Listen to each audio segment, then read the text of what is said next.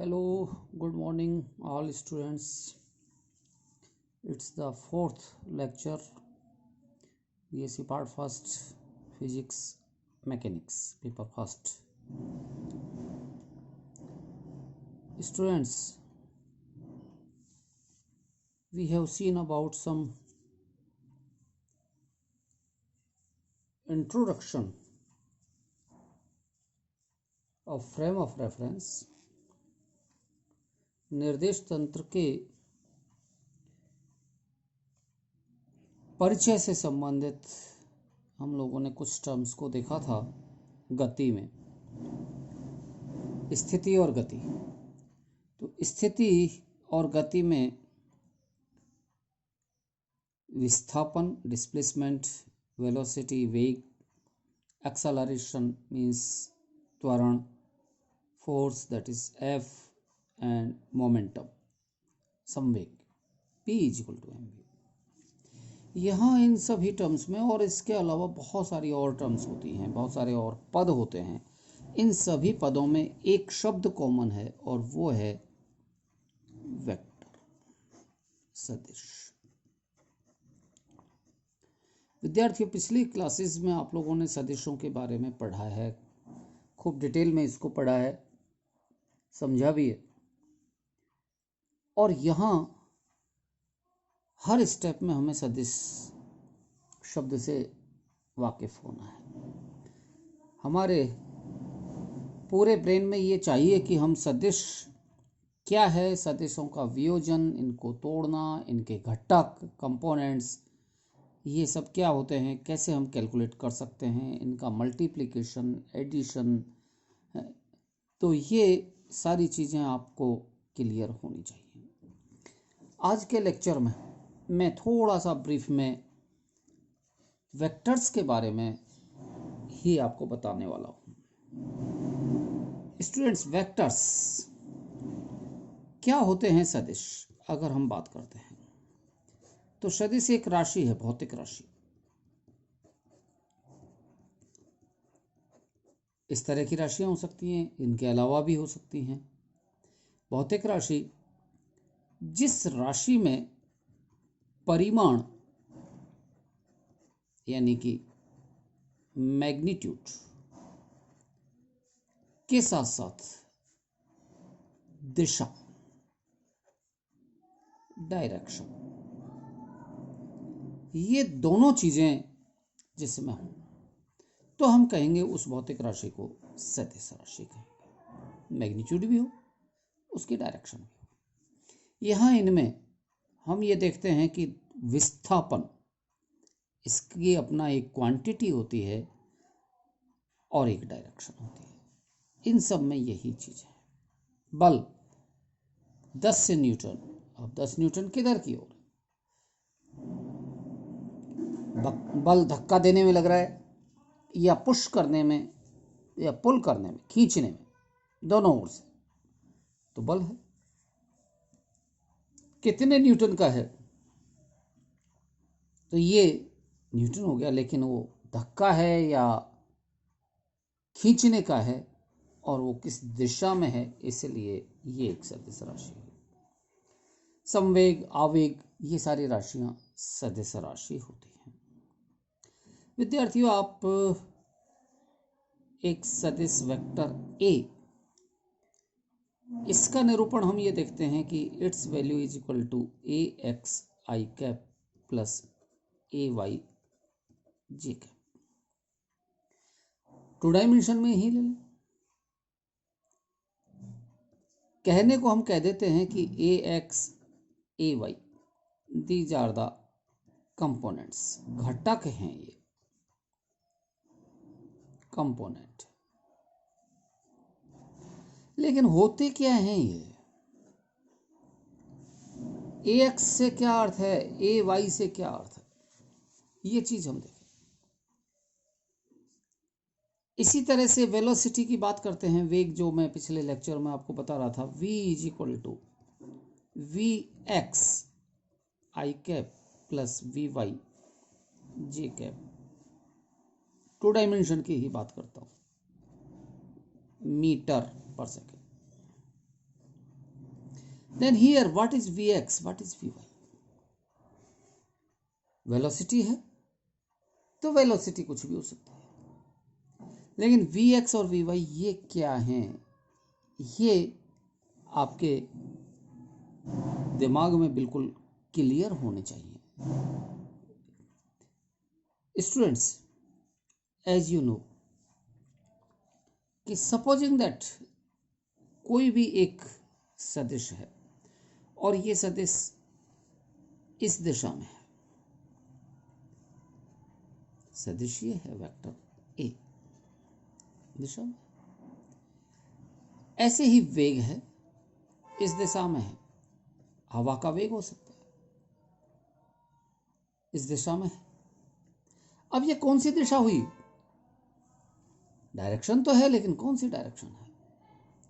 इसको परिभाषित करने के लिए हमें फिर निर्देश तंत्र की आवश्यकता होगी, और ये निर्देश तंत्र हम सीधा सीधा ये ले लें कि दो अक्ष ले लें हम, और दो अक्षों का एक निकाय मान लें।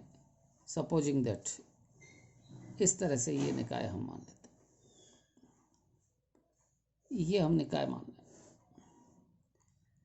ये एक अक्ष को मैं एक्स अक्ष नाम दे देता हूं, दूसरे को वाई दे देता हूं, इस तरह से एक्स, ये वाई। ये यहां से भी शुरू हो सकता है, पीछे से, आगे से, कहीं से भी शुरू हो सकता है, ये अलग बात है। पीछे से भी जा सकता है इस तरह से, ओके। ये यहां मूल बिंदु से भी जा सकता है। एनीवे, बात ये आती है कि इसका निरूपण मैंने किया और इसका निरूपण A x I cap A Y J cap में कर दिया, या इसको वी एक्स आई कैप वी वाई जे कैप, इस तरह से हमने निरूपित कर दिया। एक्स और वाई ये दो डायरेक्शन हम ले लें, और ये दोनों डायरेक्शन हम ये मान लें जैसे कि X direction it is for east, Y direction it is for north, उत्तर पूर्व। स्वाभाविक है कि इधर पश्चिम होगा, इधर साउथ होगा, तो ये east, north, west and south, ये डायरेक्शन हो। यहां अगर मान लिया जाए कि हवा इस दिशा में चल रही है, और ये हवा इस दिशा में चलने का मतलब है कि हवा ये इस तरह से बह रही है, ना ये पूर्व दिशा में है, ना ये उत्तर दिशा में है, तो हम ये कहेंगे कि इसका कुछ अंश पूर्व में है तो कुछ अंश उत्तर में है, और दोनों का रिजल्टेंट ये है।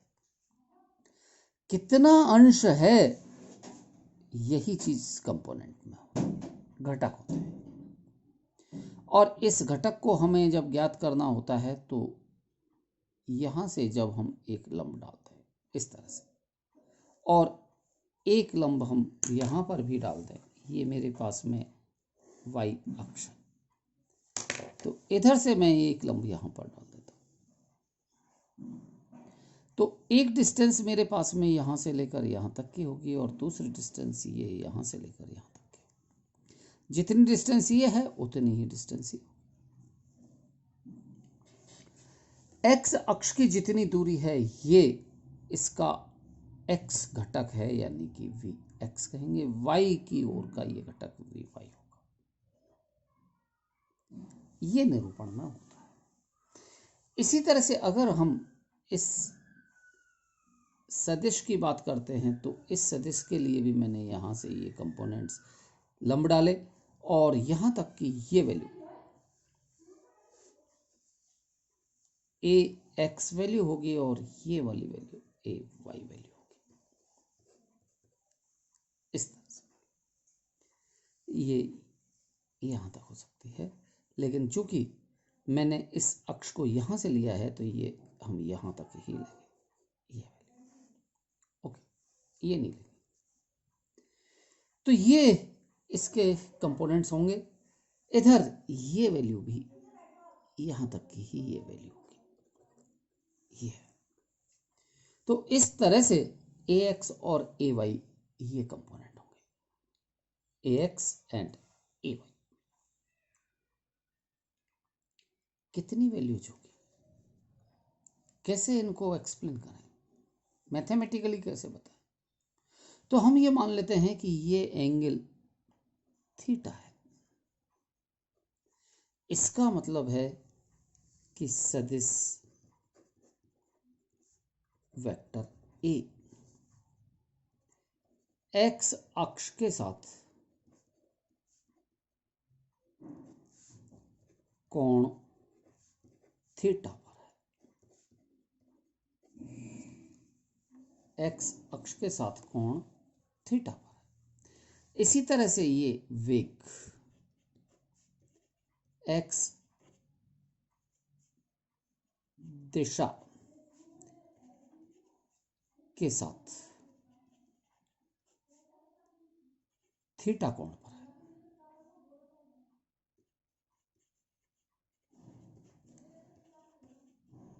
ये कहा जा सकता है। तो इसके अनुसार हम ये देखें कि अब ए एक्स की वैल्यू क्या होगी और ए वाई की वैल्यू क्या होगी, या फिर वी एक्स और वी वाई की वैल्यू क्या होगी।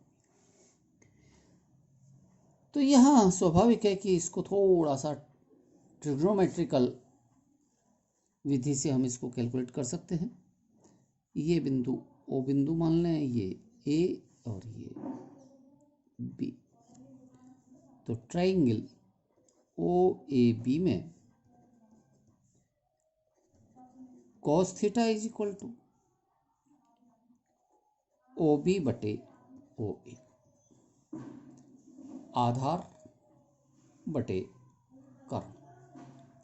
और यहां से O B is equal to O A cos theta, और ओ बी का निरूपण मैंने किया है वी एक्स से। तो v x is equal to O A, it is v, इसको हमने वी लिया है, तो v cos theta. Similarly here also ax is equal to a cos theta. तो ये आप लोग पिछली क्लासेस में पढ़ते तो रहे हैं कि ए कॉस थीटा ए साइन थीटा, लेकिन ये अर्थ क्या है मैं समझता हूँ आपको ये समझ में आई होगी बात कि ए कॉस थीटा वो घटक है सदिश का जो एक्स दिशा में है या इस वाली दिशा में है या उस दिशा में है जिस दिशा में हमने कोण लिया है, और कोण के परे वाला ये, तो इसके परे वाला जो आएगा वो स्वाभाविक है कि अब इस त्रिभुज को ही हम देखें तो इसमें साइन थीटा की वैल्यू, तो यहां से ये चीज sine theta is equal to लंब यानी कि ए बी बटे कर्ण ओ ए, और यहां से A B is equal to O A sine theta, और ये वैल्यू ए बी ये v y is equal to O A, it is v sine theta. Similarly, a y is equal to a sin theta. So these are the two components.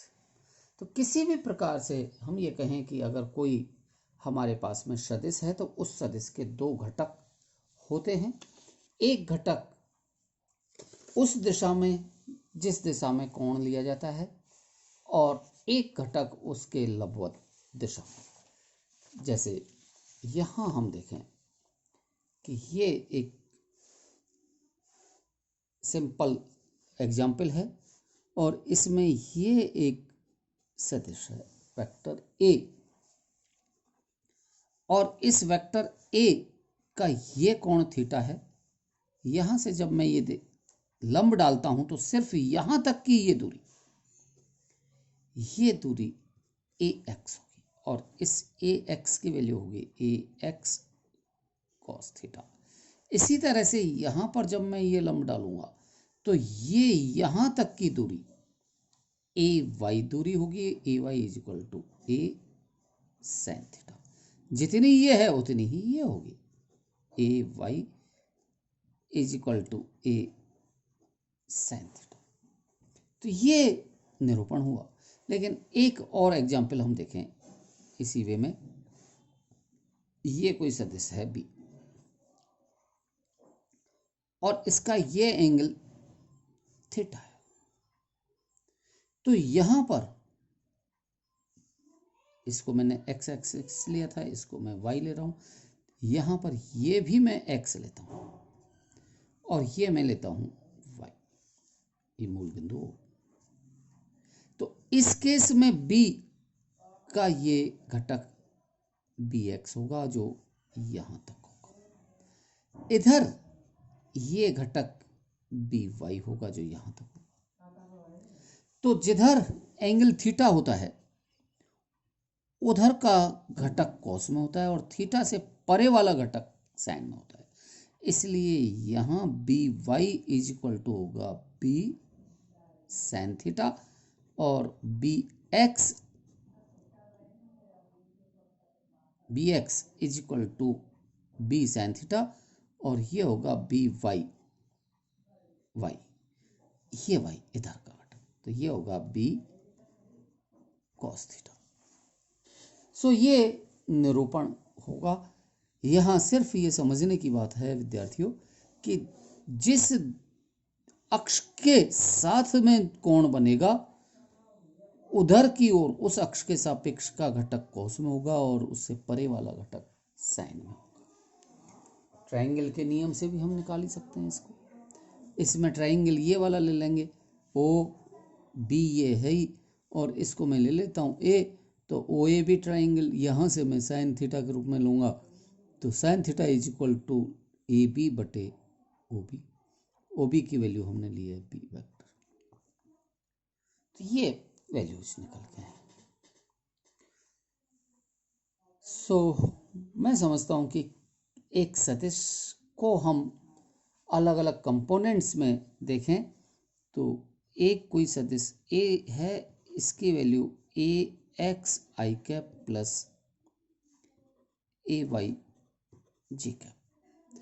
तो यहाँ ये value ए cos theta, ए x की value I cap plus A sine theta, ये ए Y की value जे cap, इस तरह से लिखी जा सकती है। Now what is the value of I cap and J cap? आप लोग ये पिछले सालों से जानते तो हैं कि आई कैप, जे कैप और तीसरा भी अगर त्रिविमीय भी लेते हैं तो ये की cap, these are unit vectors. एकांक सदिश इनको हम कहते हैं। एकांक सदिश का अर्थ, चूंकि मैंने पिछले लेक्चर में अभी बताया है आपको कि कोई भी सदिश है तो उसका परिमाण भी है और दिशा भी है, और परिमाण की वैल्यू यदि एक यूनिट हो जाए, एक यूनिट, दिशा यथावत रहे, तो वो एकांक सदिश हो जाएगा। उसकी वैल्यू वेक्टर ए, अगर मैं इसको एकांक सदिश कहता हूं,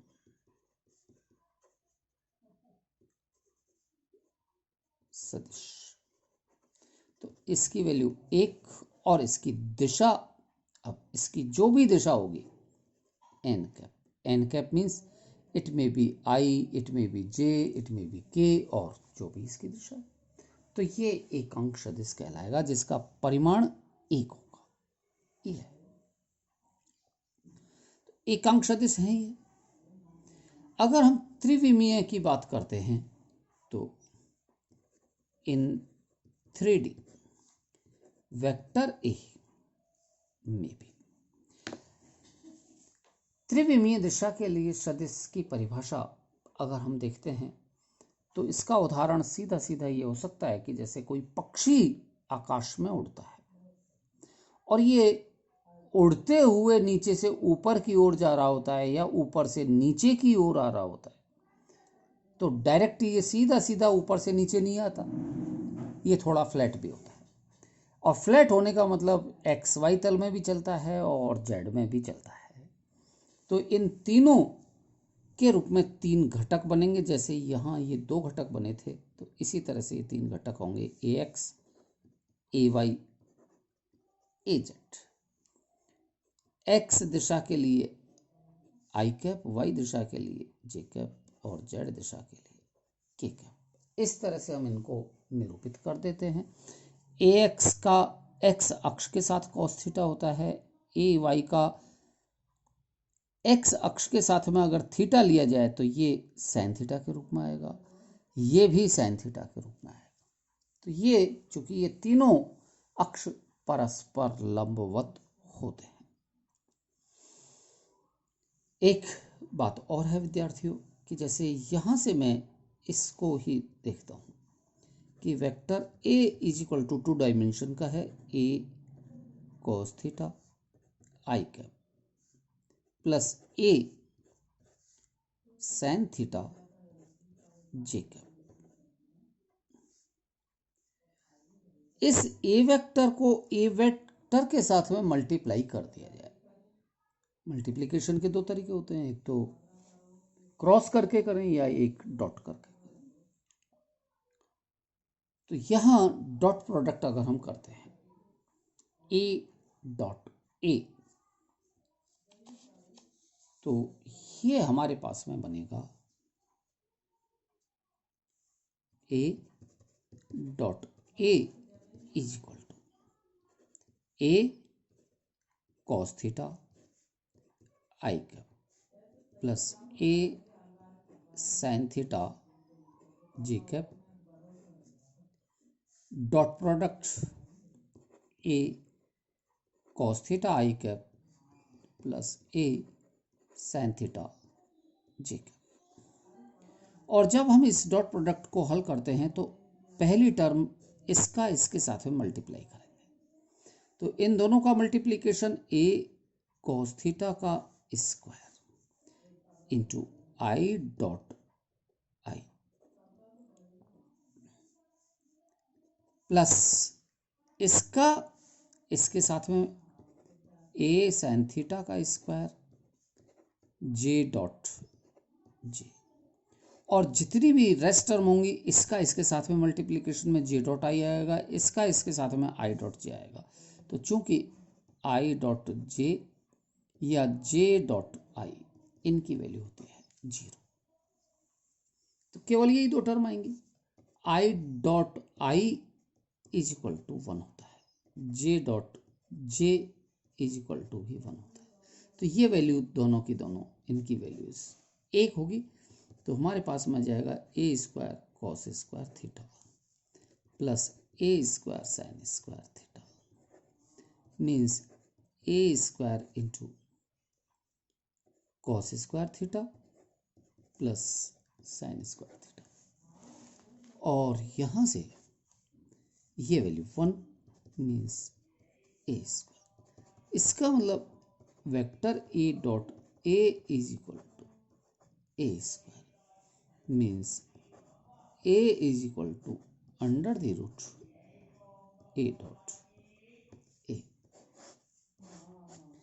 तो ये वैल्यू होगी सदिश का परिमाण।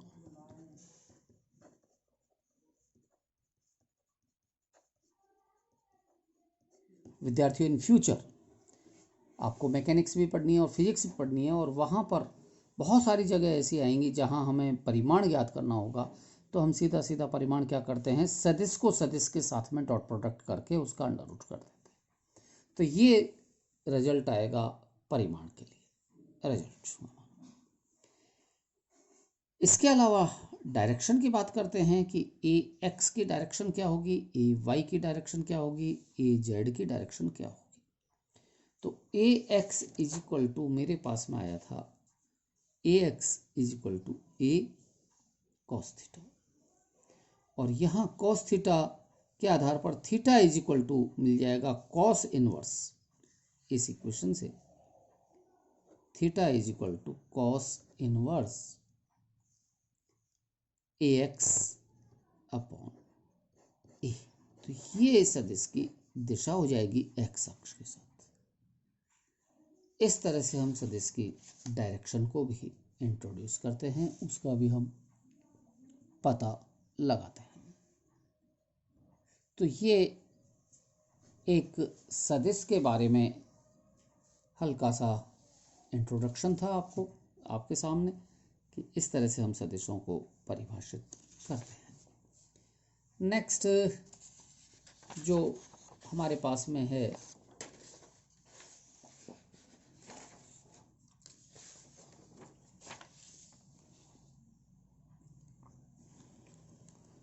सदिशों का मल्टीप्लिकेशन देखें कि how we can multiply the vectors.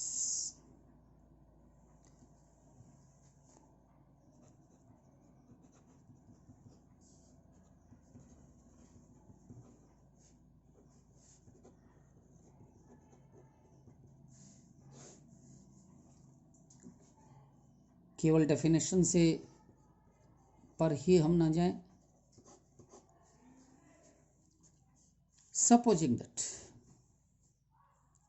we have two examples, ये एक कोई गाड़ी है और इस गाड़ी को यहां से कनेक्ट करते हुए इस डायरेक्शन में F4 से खींचा जाता है, तो स्वाभाविक है कि गाड़ी की डायरेक्शन भी इसी दिशा में होगी, वेग भी इसका इसी दिशा में। अगर मान लो एक दूसरा हम देखें कि ये मेरे पास में एक दूसरी गाड़ी है और इसमें यहां से फोर्स इधर लगाया जाता है, F फोर्स।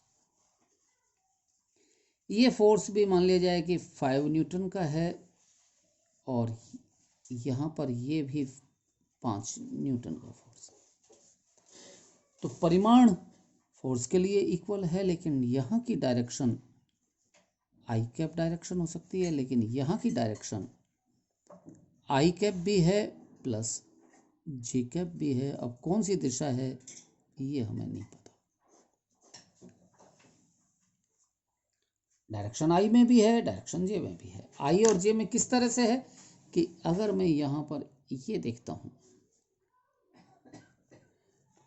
इस डायरेक्शन को x मान लेता हूं, इस डायरेक्शन को मैं y मान लूं। x और y ये दो डायरेक्शन में ले लेता हूं, तो स्वाभाविक है कि ये बल एग्जैक्टली ना तो x दिशा में लग रहा है ना ये y दिशा में लग रहा है। ये बल x दिशा के साथ में मान लिया जाए थीटा कोण पर लग रहा है। गाड़ी की दिशा, गति की दिशा तो स्वाभाविक है कि ये इस ओर होगी, वेलोसिटी इस ओर है, तो विस्थापन भी इसका इसी ओर होगा। s विस्थापन भी इसी दिशा में। यहां पर s विस्थापन ये भी सेम डायरेक्शन में होगा। केस फर्स्ट में और ये case second. There are two examples. तो इस केस में हम ये देखें कि वर्क किया गया कार्य W इज इक्वल टू, सूत्र होता है बल गुणा विस्थापन, दूरी विस्थापन।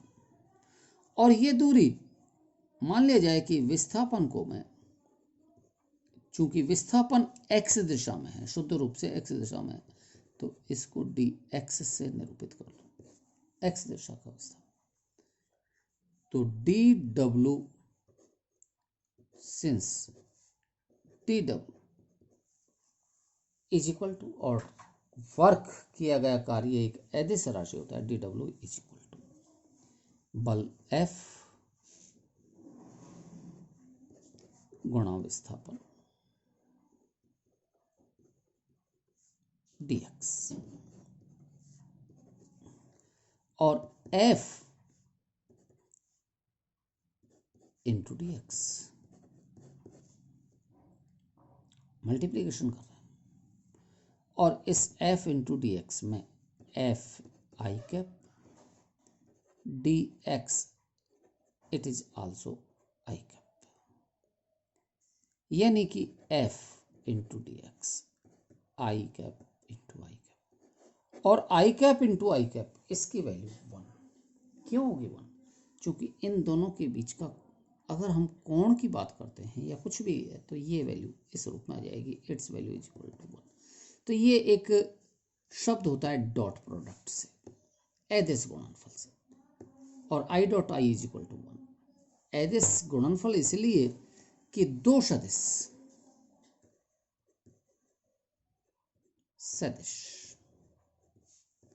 वेक्टर एफ एवं विस्थापन dx, तो दो सदिश, एक तो f और एक dx के गुणनफल से यदि अदिश राशि प्राप्त हो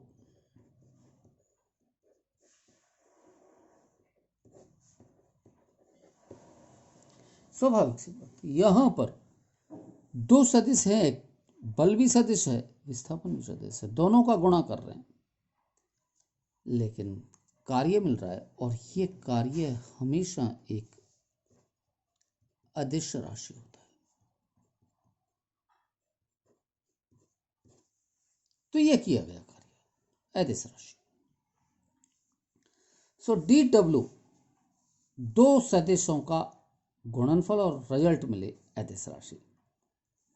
इस तरह का यदि कोई गुणनफल है तो इस प्रकार के गुणनफल का नाम होता है अदिश गुणनफल,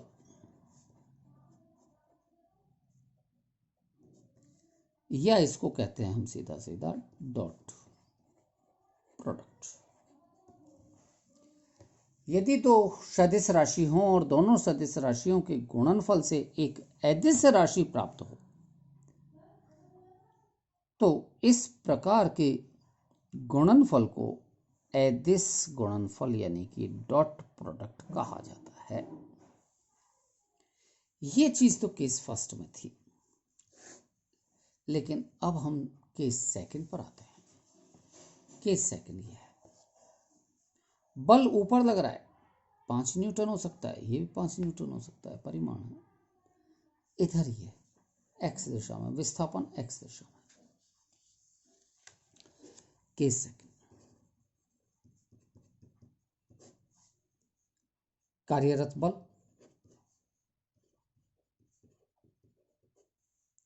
वेक्टर एफ एक्स वाई दिशा में है।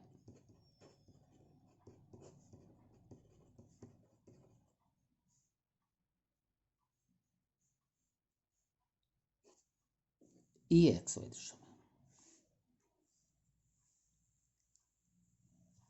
एक्स वाई दिशा में, लेकिन विस्थापन केवल एक्स दिशा में।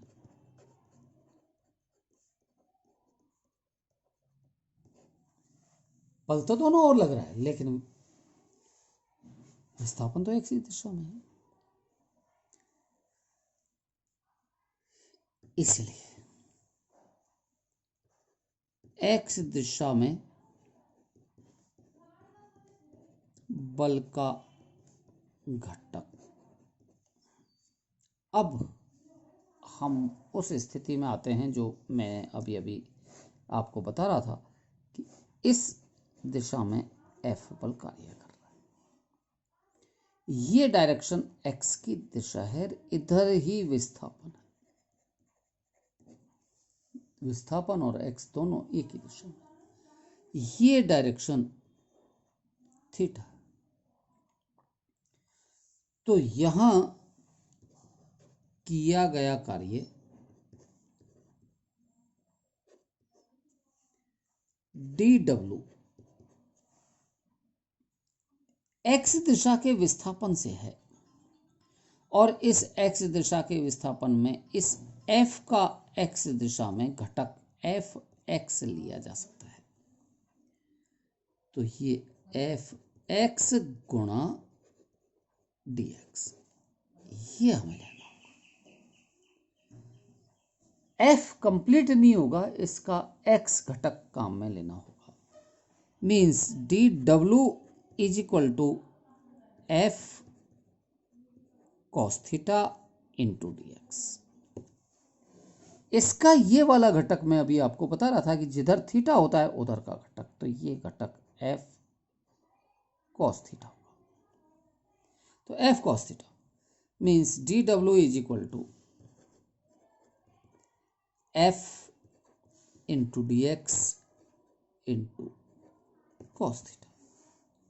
और इस प्रकार के गुणनफल को हम डॉट प्रोडक्ट कहें या इसको अदिश गुणनफल कहें। अदिश गुणनफल तो f into D x multiplication है, दो सदिशों का मल्टीप्लीकेशन, लेकिन रिजल्ट डी डब्ल्यू, और ये डी डब्ल्यू एक अदिश राशि है।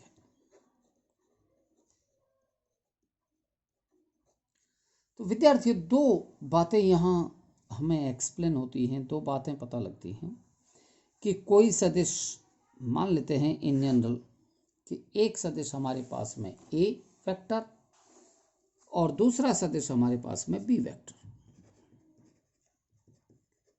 प्रथम सदिश,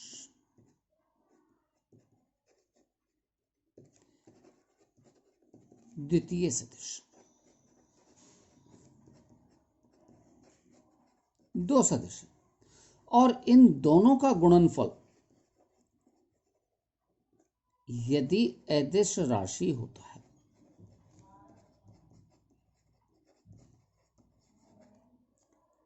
तो हम कहेंगे ये अदिश गुणनफल या डॉट प्रोडक्ट, ये कहा जाएगा। तो ये अदिश गुणनफल होगा। इस प्रकार अदिश गुणनफल की परिभाषा अगर हम सीधा सीधा देखना चाहें तो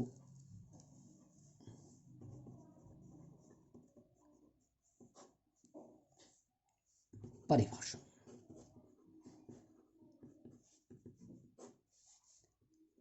यदि दो सदिश राशियों का गुणनफल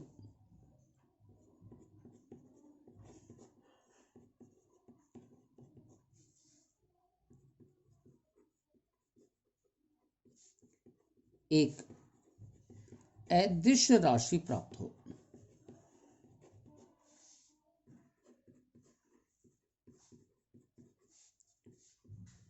इस प्रकार का गुणनफल अदिश गुणनफल कहलाता है।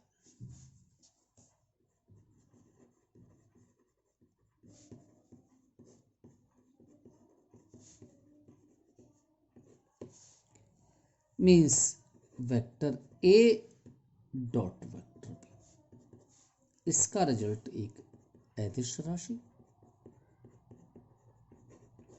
और ये अदिश राशि ए बी कॉस थीटा। इस तरह से यहां हम ये कहें कि यदि वेक्टर ए एक्स दिशा में है, यानी कि ये ए इसका परिमाण और इसकी दिशा एकांक सदिश को ए कैप कहते हैं, और ये हम कहें ए आई कैप, यानी कि A cap means I cap, यानी कि ए सदिश एक्स दिशा में हो। ऐसे ही वेक्टर बी, इसको हम बी कैप कहा जाता है, और बी मान लिया जाए कि जे दिशा में है। मानने का मतलब है कि वेक्टर बी सदिश माना वाई दिशा में है। ये तो A dot B is equal to A in I cap dot B in J cap बराबर यहाँ एरो की जरूरत नहीं है चूंकि ये आ गया ए बी परिमाण के रूप में हो गया आई डॉट जे। अब आई और जे ये दोनों एकांक सदिश होते हैं, इनका परिमाण एक होता है,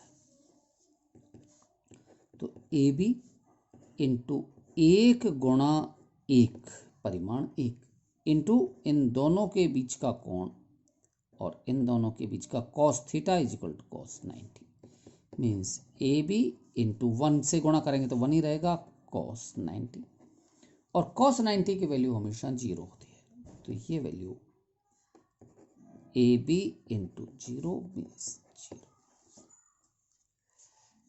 विद्यार्थियों यहाँ हमें एक बात ये मिली कि आई डॉट जे, क्योंकि ए बी का मान तो ए बी है लेकिन आई डॉट जे की वैल्यू 0 है, इसलिए so that I dot j cap is equal to 0। सीधा सीधा हम देखें तो इन दोनों के लिए आएगा I into J, dot product कर रहे हैं तो I into J into cos theta और कॉस थीटा का मान कॉस 90, I और जे की वैल्यू 1 और कॉस 90 की वैल्यू 0, तो ये वैल्यू 0। सिमिलरली जे डॉट के इसकी वैल्यू 0 होगी और के डॉट आई इसकी वैल्यू भी 0 होगी।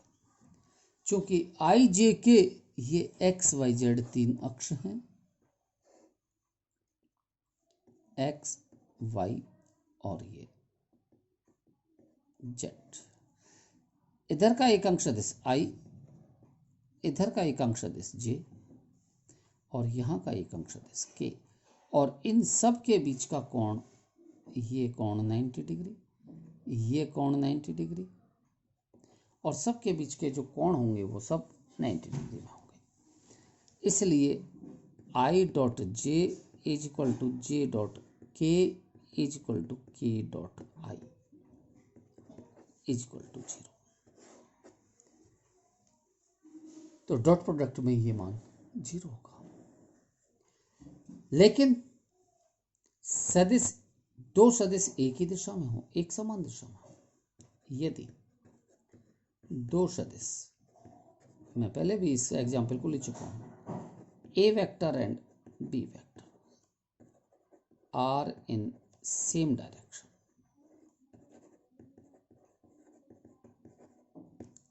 एक जैसी दिशा में है ये दोनों, आई दिशा में हो सकते हैं, जे दिशा में हो सकते हैं, तो ये A dot B is equal to A into B into cos और इनके बीच का कोण 0 means A B into 1 is equal to, और ये डायरेक्शन अगर एक्स दिशा है, यदि दिशा एक्स हो तो A dot B is equal to A vector into I cap, B vector की value B into I cap, एक ही दिशा है एक समान, और ये आ जाएगा A into B into I dot I, और चूंकि इसका मान कितना ए बी आया है तो ये वैल्यू ए बी के बराबर है। मीन्स अब हमारे पास में इन दोनों बातों की हम कंपेयर करें कि यहाँ पर ये मान कितना रहा 1, तो I dot I is equal to, similarly J dot J, K dot K, तो इन सब यूनिट वेक्टर्स का डॉट प्रोडक्ट अपने स्वयं के साथ में एक होता है। तो ये दो हमने महत्वपूर्ण रिलेशन देखे कि I dot J, J dot K dot I is equal to 0 और I dot I, J dot J, K dot K is equal to 1। तो ये दो तरह के रिलेशन हमें प्राप्त होते हैं, ये अदिश गुणनफल में होते हैं। इसके बाद में एक दूसरा और है सदिश गुणनफल, उसके बारे में भी मैं अपने नेक्स्ट लेक्चर में बताऊंगा। तो आपको विद्यार्थियों, अब आपने जब भी कभी 11th क्लास में 12th क्लास में जहाँ भी सदिश को पढ़ा होगा उस समय संभवतः आपको सदिश वो समझ में आया अथवा नहीं आया, लेकिन अब आप उसको अवश्य पढ़ें, एक बार निश्चित रूप से पढ़ें। जो आपके पास में 11th और 12th की किताब है, बुक है, उससे पढ़ें आप, तो अब आपको ये सदिश समझ में आने लगेगा और इसकी वैल्यूज आएंगी। विद्यार्थियों, सदिश हर स्टेप में होता है, हमेशा हमें ज़रूरत पड़ेगी इसकी, इसलिए आप सदिशों के बारे में अभी से ढंग से पढ़ लें। ठीक है, ओके।